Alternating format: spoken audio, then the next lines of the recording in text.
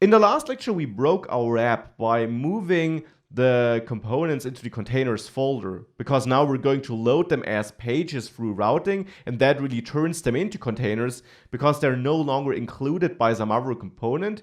Yes, kind of, through routing, but they really are now on the root level, being exchanged for previously root level components.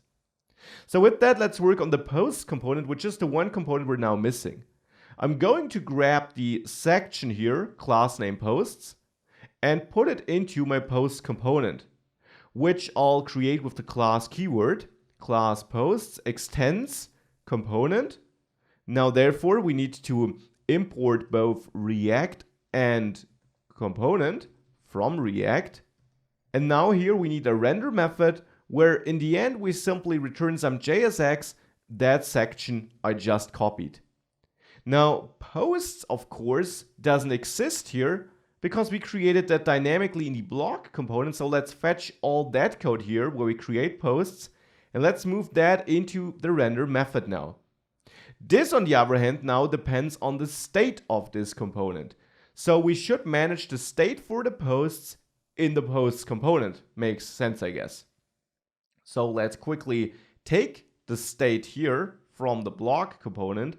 Let's cut it from there and move it to the posts component.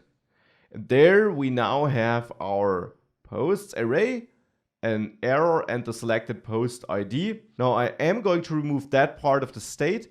And here, for clicking the post selected handler where we pass the post ID, I will also import that from my block component. There I'll grab the post selected handler and also add this to my posts class in the newly created posts component. And finally, from the block component, I am going to fetch the component did mount code here so that I only have render in here in the block component, and put that component did mount method also back into my posts component so that we are mounting here. Now, for the error, I'm no longer handling that here to keep it a bit simpler, so I'm just logging it. We shouldn't face any errors anyways. And with that, we now got the posts component created, fetching its own posts and rendering them to the screen. Now, here, we also now need to import Axios in the posts component. So Axios, and keep in mind here, we were using our own instance.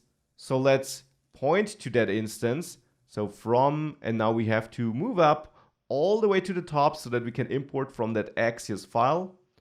And now we have an application which should work again if we, for the second, import our newly created posts component in the block component. So let me quickly do that. Let's navigate to the posts subfolder with the posts.js file, and let's include post here. So include posts like this. And in the posts file, we need to import the post component, of course, because we're rendering it to the screen. So make sure to add the import to posts to this newly created posts component. So import post from, and now we need to go up. Then we need to go up even more and more into the components folder, into the post folder, to the post.js file so that we can use that. And finally, we need to import some CSS here too. And of course, also export our posts component. So let's add a default export to the posts.js file where we export this posts class.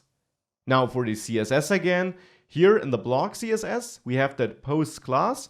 Remove it from there, from the block file, we don't need it there, and put it into a to be created posts.css file, which we now import in the posts component. So there I'll import simply /post_css. Keep in mind here we're not using CSS modules, hence the different syntax. With all that changed, if we go back to the app, we see just the posts. And if that was too fast, obviously feel free to download this. It was just some restructuring, turning our components into containers and adding the new posts container. Now we got different components, containers, which we can use as pages in our app because we want to load either all posts or a single post or the new post page, now we need routing to load only one of them.